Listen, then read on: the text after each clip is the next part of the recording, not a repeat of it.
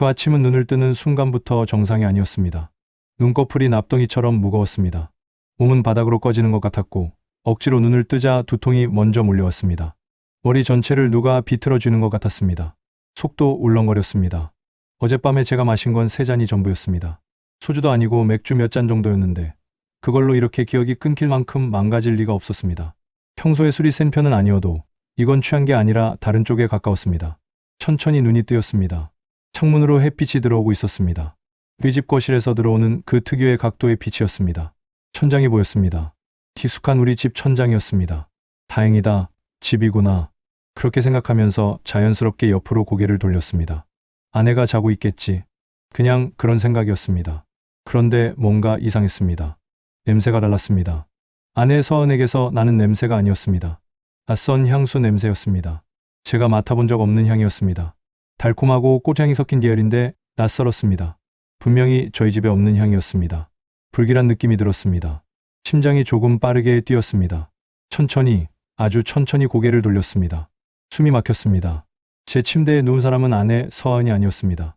이지수였습니다. 아내가 친하게 지내는 친구 이지수. 명절 때도 몇 번 마주쳤고 같이 밥도 먹었던 그 이지수가 제 이불 아래에 누워 자고 있었습니다.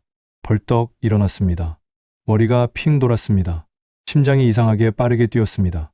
숨을 고르려 했지만 잘 안 됐습니다. 마지막 기억을 더듬었습니다. 어젯밤에 이지수와 강민서가 찾아왔다는 것까지는 기억이 납니다. 거실 소파에 앉아서 이야기를 나눴습니다. 술 몇 잔 마셨습니다.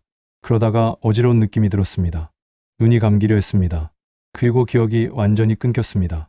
그게 전부였습니다. 그 이유는 없었습니다. 필름이 잘려나간 것처럼. 핸드폰을 찾았습니다. 침대 옆 탁자에 없었습니다. 소파 쿠션 사이를 더듬었습니다. 없었습니다. 바닥에 눈을 떨어뜨렸습니다. 없었습니다. 방 안 어디를 봐도 없었습니다. 핸드폰이 사라져 있었습니다. 어젯밤 이야기를 전부 녹음해뒀다고 생각했었는데 그대였습니다. 현관문이 쾅 열렸습니다. 아내 서은이 들어왔습니다. 뒤에 강민서도 함께였습니다. 두 사람이 방 안을 들여다봤습니다. 서은의 눈이 저를 봤습니다. 이지수를 봤습니다. 다시 저를 봤습니다. 입술이 비틀렸습니다. 예상했던 대로야. 그 목소리가 이상했습니다. 놀라는 사람의 목소리가 아니었습니다. 분노하는 사람의 목소리도 아니었습니다. 너무나 차분했습니다. 준비가 된 사람의 목소리였습니다. 강민서가 손으로 입을 막으면서 말했습니다. 세상에, 이게 무슨 상황이야? 과장된 몸짓이었습니다. 실제로 충격받은 사람이 하는 반응이 아니었습니다. 연기하는 사람의 반응이었습니다. 눈빛이 흔들리지 않았습니다. 이지수가 눈을 뜨더니 천천히 일어났습니다. 그리고 서은에게 다가가면서 말했습니다. 하은아, 미안해. 나 사실 준혁 씨가 좋았어. 어제 먼저 다가온 것도 준혁 씨야. 저는 그 장면 전체를 바라보면서 한 가지를 알아챘습니다. 당했다. 이건 계획된 거다. 세 사람이 짜놓은 판이었습니다. 처음부터 끝까지 절 이 자리에 가두기 위해 설계된 판. 약을 탄 술로 기억을 지우고 허위 상황을 만들어내고 영상으로 협박하는 판. 그때는 몰랐습니다. 그 술자리가 단순한 실수가 아니라 신혼 8개월 만에 저를 끝장내려고 짜놓은 판이라는 거요. 저는 이준혁입니다. 결혼한 지 아직 1년도 안 됐습니다. 그리고 그날 아침 제 결혼이 처음부터 잘못 시작됐다는 걸 알게 됐습니다. 시간을 2년 전으로 되돌려야 합니다. 저는 그때 32살이었습니다. 회사 다니며 혼자 살고 있었습니다. 야근이 잦았고 집에 들어가면 냉장고에 반찬 하나 제대로 없는 날도 많았습니다. 딱 그런 평범한 직장인 생활이었죠. 결혼에 대한 조급함은 없었습니다. 언젠가는 하겠지 싶은 정도였죠. 그러던 어느 날 친구 병욱이가 연락을 했습니다. 준혁아, 소개팅 한 번만 나가라. 진짜 괜찮은 여자야. 이번엔 진지하게 봐. 바빠. 야, 너 항상 바쁘다고 하더라. 그냥 밥 한 끼야. 1시간만 만나봐. 거절했습니다. 또 연락이 왔습니다. 또 거절했습니다. 그렇게 2달을 버티다가 결국 나갔습니다. 귀찮아서 나간 소개팅이었습니다. 주말 낮 조용한 식당이었습니다. 서은은 첫인상이 나쁘지 않았습니다. 아니, 솔직히 말하면 좋았습니다. 단정하게 입고 나왔고 말을 조리 있게 했습니다. 웃을 때 눈이 살짝 가늘어지는 게 있었어요. 그냥 보기 좋은 사람이었습니다. 억지로 대화를 끌어가지 않아도 이야기가 자연스럽게 이어졌습니다. 서은이 먼저 말했습니다. 사실 저 소개팅이 좀 어색한데 준혁 씨 그렇죠? 그냥 편하게 이야기해요. 그 한마디가 분위기를 풀어줬습니다. 2시간 동안 별별 이야기를 했습니다. 취미, 좋아하는 음식, 스트레스 받을 때 하는 것들. 서은은 인테리어 관련 회사를 다닌다고 했습니다. 공간을 꾸미는 걸 좋아한다고. 장거리 여행보다 가까운 동네 카페 탐방을 좋아한다고. 마지막 연애가 언제였냐고 물었더니 하은은 5년 전이라고 했습니다. 오래 혼자 지내서 소개팅도 더 어색하다고 웃었습니다. 헤어지고 집에 가는 길에 문자가 왔습니다. 오늘 즐거웠어요. 또 봐요. 나쁘지 않다고 생각했습니다. 그렇게 몇 달이 지났습니다. 서하은은 연락을 꾸준히 했습니다. 먼저 밥 먹자고 했고 주말에 같이 걷자고도 했습니다. 제가 피곤하다고 하면 그냥 알겠다 하고 넘어가는 사람이었습니다. 억지로 밀어붙이지 않았습니다. 그게 편했습니다. 그래서 사귀게 됐습니다. 1년쯤 지났을 때 서하은이 먼저 말을 꺼냈습니다. 오빠, 우리 결혼할 생각 없어요? 저는 잠시 생각했습니다. 나쁘지 않았습니다. 서하은과의 일상이 편했고 무엇보다 함께 있을 때 외롭지 않았습니다. 해보자. 그렇게 결혼을 결정했습니다. 식은 조촐하게 치렀습니다. 친구들과 직장 동료 몇십 명이 전부였습니다. 신혼여행은 일본으로 5박 6일. 돌아와서 새 아파트에 입주하고 신혼살림을 시작했습니다. 그 당시엔 행복했습니다. 이상하게 들리실 수 있겠지만 그 당시엔 정말 그랬습니다. 제가 얼마나 정교하게 설계된 만남 안으로 들어가고 있는지를 단 한 번도 상상하지 못한 채 결혼 후 8개월이 지났습니다. 신혼의 분위기가 약간 가라앉고 일상이 자리를 잡아갈 무렵이었습니다. 서은에게서 이상한 점을 발견하기 시작한 게 그 무렵이었습니다. 한 달에 한두 번 정도, 주로 토요일이나 일요일에 서은은 외출을 했습니다. 규견 보호소 봉사 모임이라고 했습니다. 사귀기 전부터 8년째 해온 모임이라고, 오래된 인연이라 쉽게 끊기가 어렵다고 했습니다. 처음엔 별 생각이 없었습니다. 봉사 활동이라면 좋은 거 아닌가 싶었죠. 그런데 어느 봉사 활동 날이었습니다. 서은이 외출 준비를 하면서 거울 앞에서 한참을 보냈습니다. 블라우스를 입었다가 벗었다가 했습니다. 치마를 2번 바꿔 입었습니다. 머리도 평소보다 꼼꼼히 손을 봤고 가방도 봉사활동 때 쓸 법한 헝겊 가방이 아니라 가죽 숄더백이었습니다. 향수까지 뿌렸습니다. 저는 어색하게 물었습니다. 봉사 가는 거라면서 왜 이렇게 차려입어? 서하은이 거울을 보면서 대답했습니다. 올해가 모임 8주년이거든요. 오늘 기념 저녁 자리도 있어요. 그럴 수 있겠다 싶었습니다. 근데 보면 볼수록 이상했습니다. 좁고 꽉 끼는 스커트에 얇은 블라우스, 투명 스타킹에 굽 높은 구두. 아무리 봐도 강아지들과 뛰어노는 봉사활동 복장이 아니었습니다. 개털이라도 묻으면 어쩌려고. 이지수와 강민서가 차를 타고 데리러 왔습니다. 창문 너머로 왔는데 두 사람도 마찬가지였습니다. 클럽을 가는 복장이었습니다. 화장도 진하게 했고 옷도 딱 봐도 봉사활동 차림이 아니었습니다. 뭔가 이상하다는 느낌이 들었지만 그냥 넘어갔습니다. 그런데 이상한 일이 더 있었습니다. 며칠 후 서하은이 친구와 통화하는 걸 우연히 들었습니다. 어떤 친구가 강아지를 새로 입양한다는 이야기를 하나 봤습니다. 서하은이 이렇게 말했습니다. 나는 강아지 별로야. 솔직히 털 때문에 알레르기 나. 저는 그 말을 듣고 멈췄습니다. 8년 동안 유기견 보호소에서 봉사를 했다는 사람이 강아지가 별로라고? 알레르기가 있다고? 그리고 또 이런 일이 있었습니다. 주말에 카페에 갔는데 옆 테이블에 손님이 작은 강아지를 데려왔습니다. 귀엽다고 서하은이 먼저 말을 걸더니 이렇게 물었습니다. 저 혹시 강아지한테 초콜릿 주면 안 되나요? 제가 초콜릿 있는데 줘도 돼요? 주인이 화들짝 놀라며 말했습니다. 초콜릿은 개한테 독이라고, 절대 주면 안 된다고. 서하은이 몰랐습니다. 8년째 유기견 봉사를 한 사람이 강아지에게 초콜릿을 주면 안 된다는 기본적인 사실을 몰랐습니다. 그날 이후부터는 서하은이 하는 말마다 한 번 더 의심하게 됐습니다. 봉사 활동 날이 또 있었습니다. 서하은이 나갔다가 밤 11시가 다 돼서 돌아왔습니다. 평소보다 꽤 늦은 편이었습니다. 저는 소파에서 책을 읽으며 기다리고 있었습니다. 서하은이 현관문을 열고 들어왔습니다. 시선이 자연스럽게 내려갔습니다. 발목 안쪽에서 스타킹이 찢어져 있었습니다. 발목 안쪽 안으로 파고드는 방향으로 찢겨 있었습니다. 스타킹 왜 그래? 서하은이 잠깐 멈칫했습니다. 눈이 흔들렸습니다. 아, 강아지들이랑 놀다가 발톱에 걸렸나 봐. 말은 자연스럽게 했는데 표정이 달랐습니다. 눈을 맞추지 않았습니다. 신발을 벗으면서 고개를 숙인 채 거실로 들어갔습니다. 알겠다고 하고 넘어왔습니다. 하지만 그 말이 계속 머릿속에 걸렸습니다. 강아지 발톱에 스타킹이 찢어질 수 있긴 합니다. 근데 그 위치가 발목 안쪽이었습니다. 강아지가 뛰어오르다가 긁혔다면 방향이 달랐을 텐데. 며칠 후 또 한 가지가 생겼습니다. 세탁기 앞에 서은의 스커트가 따로 놓여 있었습니다. 세탁 바구니에 넣은 게 아니라 따로 꺼내두었습니다. 가까이 가서 봤습니다. 허벅지 안쪽 부분에 얼룩이 있었습니다. 색도 이상하고 형태도 이상했습니다. 서은이 마침 거실에서 나오다가 저를 봤습니다. 표정이 순식간에 굳었습니다. 그거 왜 봐요? 얼룩이 있어서. 이게 뭔지 알아? 서은이 치마를 낚아채듯 가져갔습니다. 빠른 동작으로. 아이스크림 흘렸나 봐. 빨리 빨아야겠다. 그러면서 욕실로 사라졌습니다.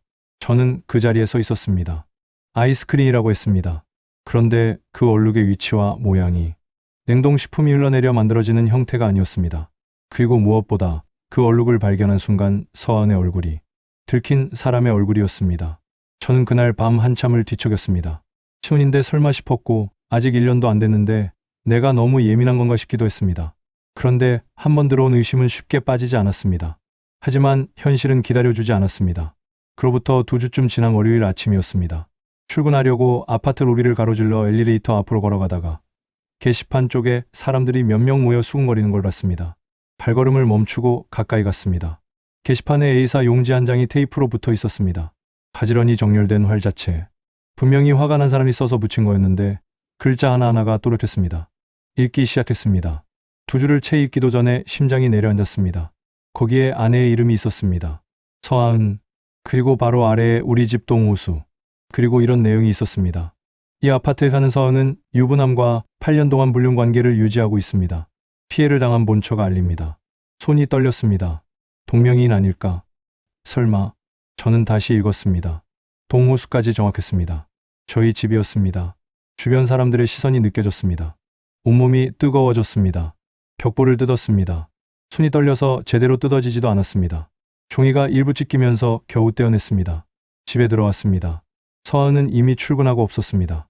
저는 소파에 쓸려 앉듯 앉았습니다. 회사에 연락했습니다. 아프다고 했습니다. 거짓말이 아니었습니다. 8년이라는 숫자가 눈에 박혔습니다. 그러다 갑자기 스쳤습니다. 봉사 모임 8주년. 그리고 이 벽보에 쓰인 8년째 불륜. 같은 숫자였습니다. 정확하게 같은 숫자. 그날 저는 아무것도 할 수 없었습니다. 어떻게 해야 할지 몰랐습니다. 머릿속에서 여러 생각이 뒤엉켰습니다. 서하은에게 직접 물어봐야 하나? 확인부터 해야 하나? 법적으로 움직여야 하나? 오후쯤이었습니다. 인터폰이 울렸습니다. 경비실이었습니다. 한 여성분이 이준혁 씨 꼭 뵙고 싶다고 하시는데요. 보내드려도 될까요? 낯선 여자였지만 무언가 직감이 왔습니다. 오라고 했습니다. 초인종이 울렸습니다. 문을 열었습니다. 40대 초반쯤 되어 보인 여자가 서 있었습니다. 단정하게 입고 있었는데 눈 아래가 거뭇했습니다. 며칠을 제대로 못 잔 사람의 눈이었습니다. 그런데 눈빛은 흔들리지 않았습니다. 단단하게 고정된 눈이었습니다. 이준혁 씨 맞으시죠? 그렇습니다. 박수연이라고 합니다. 최재원의 아내입니다. 최재원. 처음 듣는 이름이었습니다. 들어오라고 했습니다. 거실 소파에 마주 앉았습니다. 잠시 침묵이 흘렀습니다. 수연 씨가 먼저 말했습니다. 아침에 게시판 벽보 보셨죠? 봤습니다. 제가 붙인 겁니다. 저는 고개를 끄덕였습니다. 수연 씨가 가방에서 서류 봉투를 꺼냈습니다. 때 한편 최재원이 서은 씨와 8년 동안 만나고 있었습니다. 처음 알게 된 게 2년 전이에요. 처음엔 일시적인 거라고 생각했어요. 끝나겠지 했습니다. 기다렸습니다. 근데 2년이 지나도 끝나지 않았습니다. 수연 씨의 목소리는 담담했습니다. 이미 모든 감정을 소진한 사람의 목소리였습니다. 그래서 그동안 혼자 증거를 모았어요. 통화 기록, 사진, 만나는 장소와 날짜, 카페 활동 내역 다 있습니다. 봉투를 탁자 위에 올려놓았습니다. 준혁 씨도 하셔야 한다고 생각해서입니다. 그리고 솔직히 말씀드리면 이건 두 사람만의 문제가 아닙니다. 무슨 뜻이죠? 서은 씨 친구들, 이지수 씨랑 강민서 씨 아시죠? 알죠? 그 사람도 같은 집단입니다. 비밀 카페가 있어요. 이름이 비밀의 정원이에요. 유연을 만나는 여자들끼리 모이는 곳입니다. 거기서 서로 알리바이를 맞춰주고 본처가 알아채면 공동으로 대응하고 증거 인멸하는 방법을 공유합니다. 남편 차 블랙박스 SD카드 다 꽂히게 하는 법도 거기서 공유해요. 서은 씨, 이지수 씨, 강민서 씨가 그 카페에서 만나 친해진 겁니다. 저는 말이 나오지 않았습니다. 저는 2년 전에 그 카페에서 제 남편 차가 찍힌 사진을 발견했습니다. 서은 씨가 올린 사진이었어요. 그게 시작이었습니다. 수연 씨가 봉투 안에서 사진 몇 장을 꺼냈습니다. 서은이 낯선 남자와 함께 있는 사진들이었습니다. 주차장, 식당 앞, 카페 창가. 서은의 표정이 눈에 걸렸습니다. 저와 있을 때와 달랐습니다. 더 편해 보였습니다.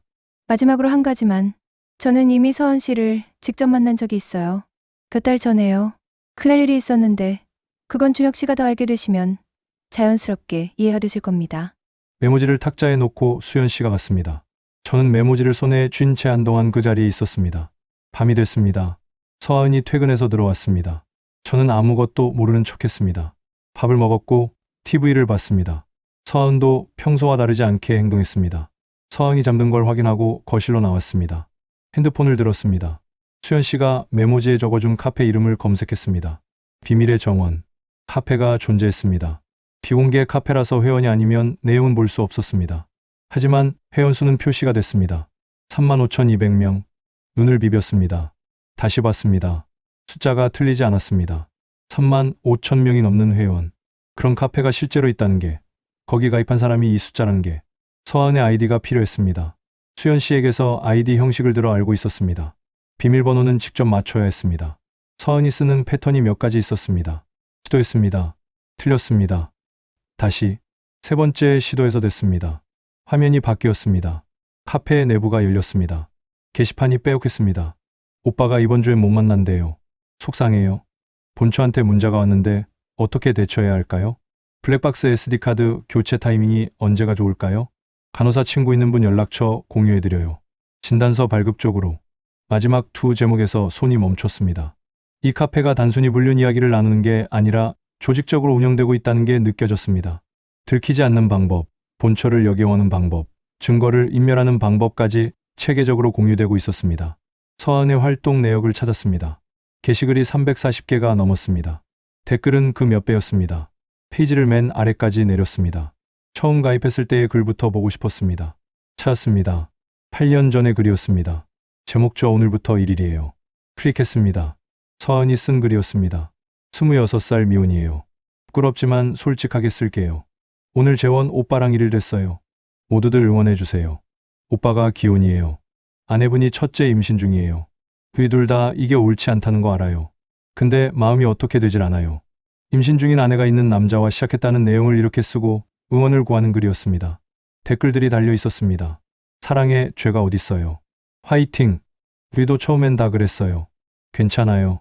들키지 말고 예쁜 사랑하세요. 저는 댓글들을 읽다가 핸드폰을 잠깐 내려놓았습니다. 술 한 번 고른 뒤 다시 읽었습니다. 다음 글들로 넘어갔습니다. 처음에는 설레는 내용들이었습니다. 그러다 이런 글이 있었습니다. 오늘 재원 오빠 아내가 전화했는데요. 제가 옆에 있을 때 받게 했어요. 완전 스릴이에요.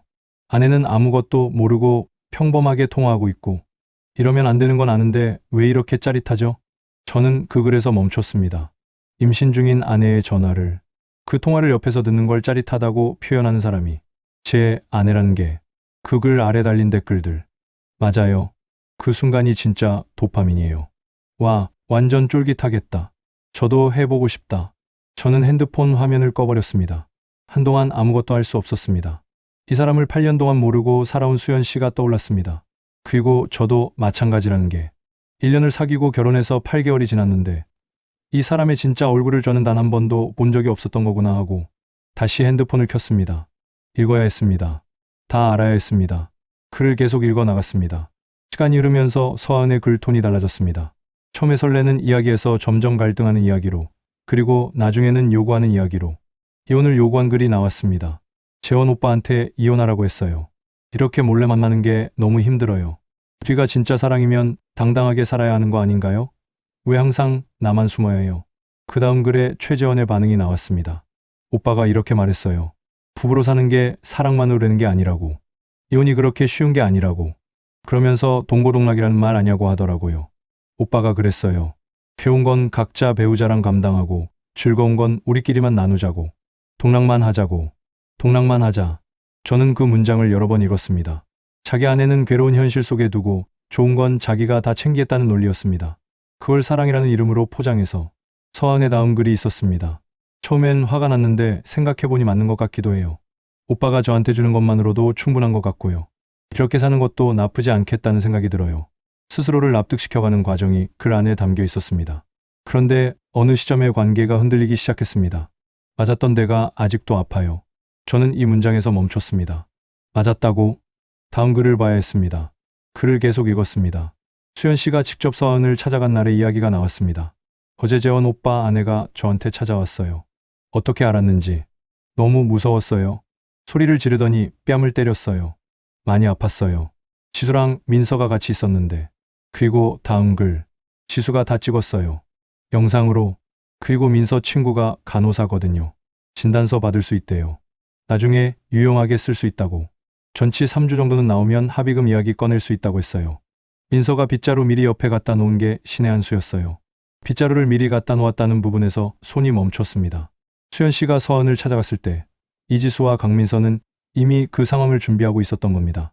본처가 화가 나서 물리적으로 반응할 것을 예상하고 그걸 영상으로 찍어둘 준비까지 해놓은 거였습니다. 수연 씨가 피해자였는데 그 분노를 이용당한 거였습니다. 다음 글, 수연 씨를 폭행으로 고소할 수 있다고 압박하면서 합의금만 주면 조용히 끝내겠다는 이야기가 나왔어요. 지수가 이게 더 낫다고 했어요. 크게 키우면 우리 쪽도 드러나니까요. 그리고 재원 오빠한테 다시 이혼하라고 했어요. 이번엔 진짜야. 며칠 뒤의 글, 재원 오빠한테 연락이 안 돼요.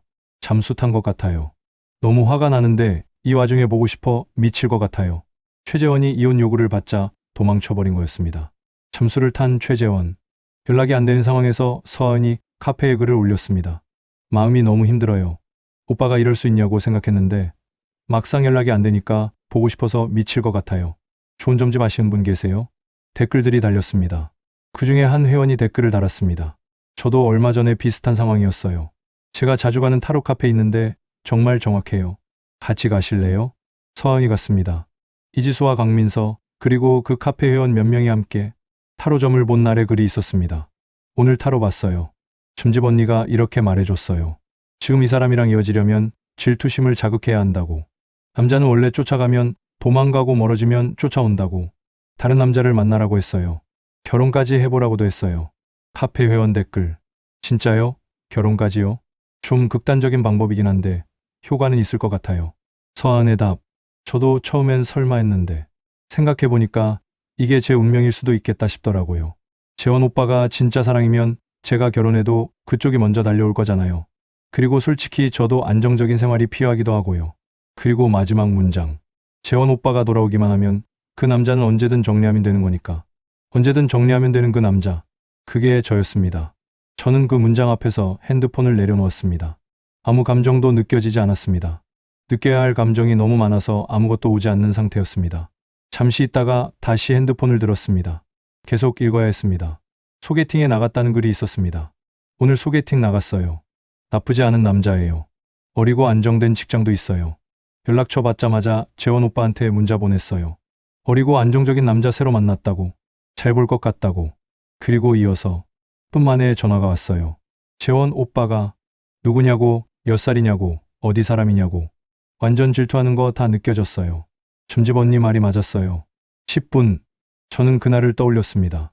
서은과 헤어지고 집에 가면서 기분이 좋았습니다. 그리고 집에 도착했을 때 문자가 왔습니다.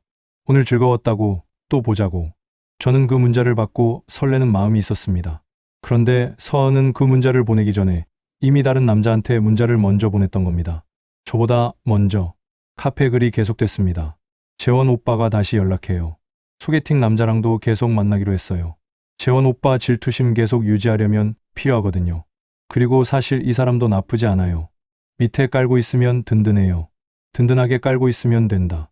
그게 저를 가리키는 말이었습니다. 그리고 이런 글도 있었습니다. 재원 오빠가 앞으로 차 안에서는 자제하자고 했어요.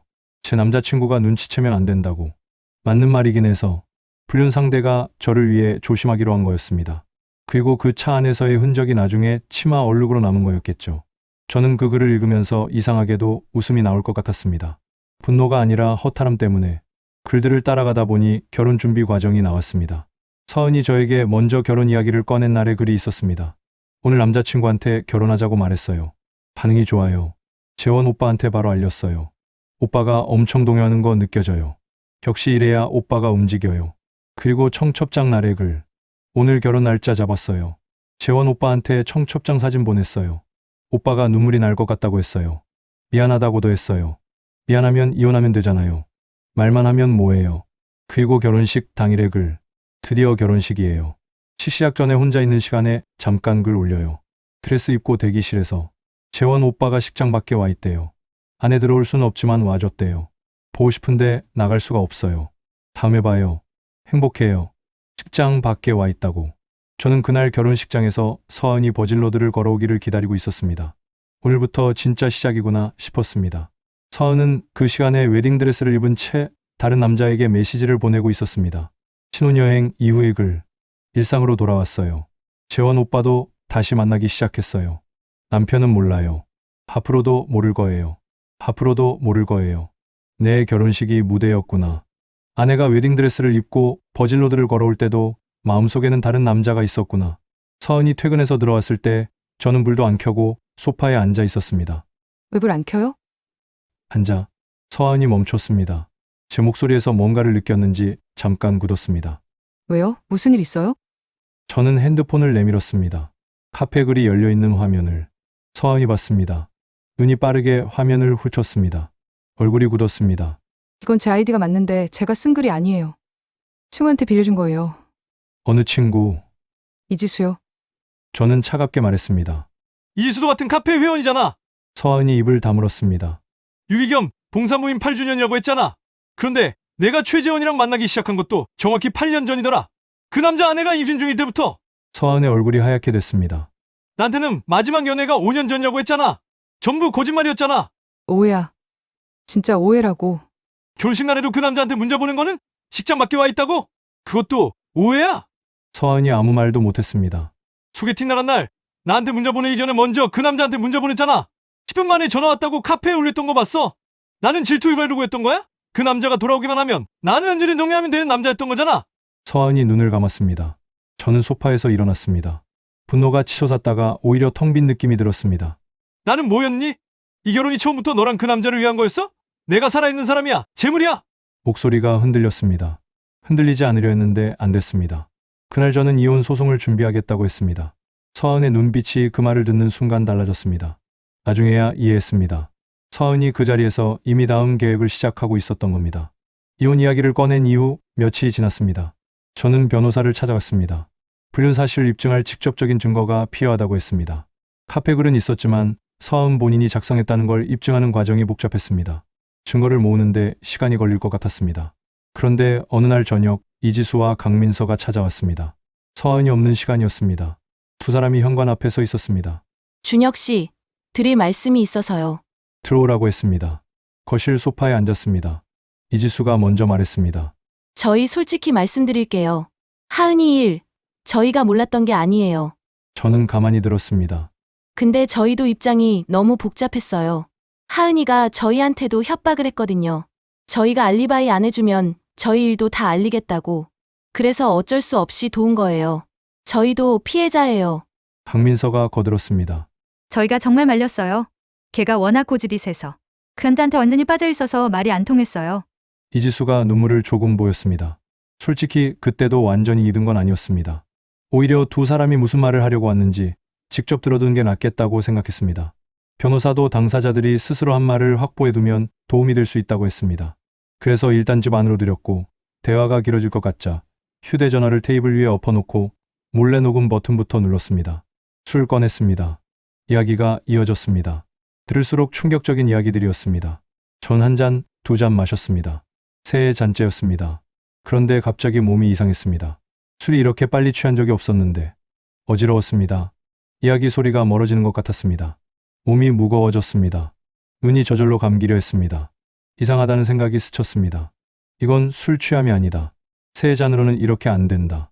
그 생각을 하는 순간 기억이 끊겼습니다. 이야기가 처음으로 돌아왔습니다. 눈을 뜬 그 아침. 두통, 낯선 냄새, 그리고 이지수. 이지수가 눈을 뜨더니 태연하게 말했습니다. 잘 잤어요? 저는 차갑게 물었습니다. 당신 왜 여기 있어요? 왜 여기 있냐고요? 준혁 씨가 먼저 제 손 잡았잖아요. 어제. 말도 안 되는 소리였습니다. 저는 기억이 없었습니다. 세 잔 마셨는데 기억이 없다는 게 어불성설이었습니다. 핸드폰을 찾았습니다. 없었습니다. 방 전체를 뒤졌습니다. 없었습니다. 그때 현관문이 열렸습니다. 서은과 강민서가 들어왔습니다. 서은의 눈이 저와 이지수를 차례로 봤습니다. 입술이 비틀렸습니다. 예상했던 대로야.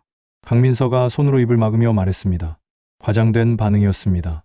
이지수가 서은한테 다가가며 말했습니다. 하은아, 미안해.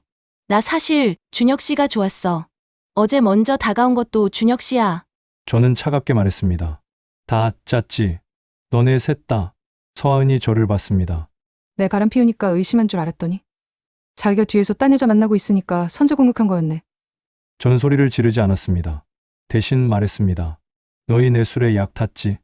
이지수가 비웃었습니다. 무슨 약이요? 그냥 많이 드신 거예요. 3잔 마셨어. 그걸로 기억이 없어진다는 게 가능해? 박민서가 나섰습니다. 준혁 씨 원래 술 약하잖아요. 저는 핸드폰을 찾으면서 말했습니다. 녹음 다 해뒀어. 어제 너네랑 한 이야기 전부. 이지수가 말했습니다. 핸드폰 찾아봐요. 없잖아요. 그 말이 결정타였습니다. 핸드폰이 어디 있는지 알고 있다는 증거였습니다. 서하은이 단호하게 말했습니다. 이혼 소송해봐요. 어제 현장은 우리한테 있어요.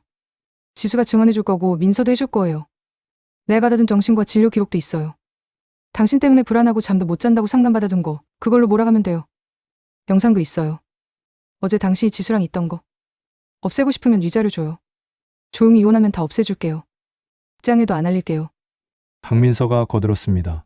저희 둘 다 어제 현장 봤어요. 보험 증인도 해줄 수 있어요. 이지수가 덧붙였습니다.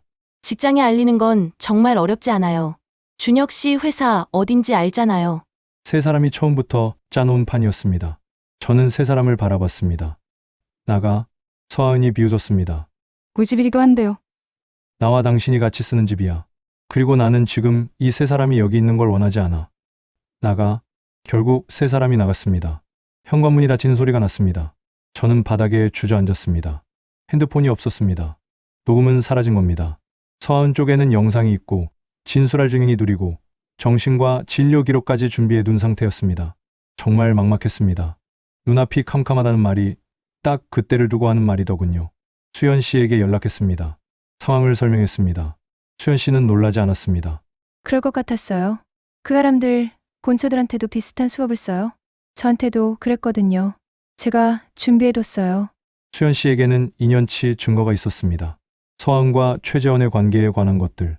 그리고 수연 씨가 서하은을 찾아갔을 때 이지수와 강민서가 폭행 현장을 촬영하고 합의금을 요구한 것에 대한 기록도 있었습니다. 변호사를 다시 찾아갔습니다. 제가 가진 것, 수연 씨가 모아둔 것, 카페 글, 그날 술자리 정황까지 전부 다시 꺼내놓고 하나씩 맞춰 보기 시작했습니다. 그제야 머리가 조금 식었습니다. 분한 건 분한 거고 당한 건 당한 거였습니다. 시혼집에서 아내와 그 친구들한테 이런 식으로 걸려들 줄은 상상도 못했지만 그렇다고 여기서 제가 죄인처럼 밀려날 이유는 없었습니다. 그래서 그날부터는 마음을 바꿨습니다. 피할 생각부터 하지 말자. 끝까지 가보자. 아내는 끝까지 오해라고 했고 친구들은 끝까지 자기들도 어쩔 수 없었다고 둘러댔습니다. 그런데 저는 이제 압니다. 그날 시혼집 침대에서 눈을 떴을 때 제가 본 건 실수가 아니었습니다. 저를 유책 배우자로 몰아넣으려고 처음부터 차근차근 짜놓은 판이었습니다. 제가 사랑이라고 믿었던 결혼도, 제가 지킨다고 믿었던 집도 저 사람들한테는 다 다른 용도였던 겁니다. 그래서 저는 끝까지 가보기로 했습니다. 적어도 억울한 쪽이 고개 숙이고 끝나는 일만은 없게 하려고요. 오늘 이야기는 여기까지입니다. 이야기 라디오였습니다.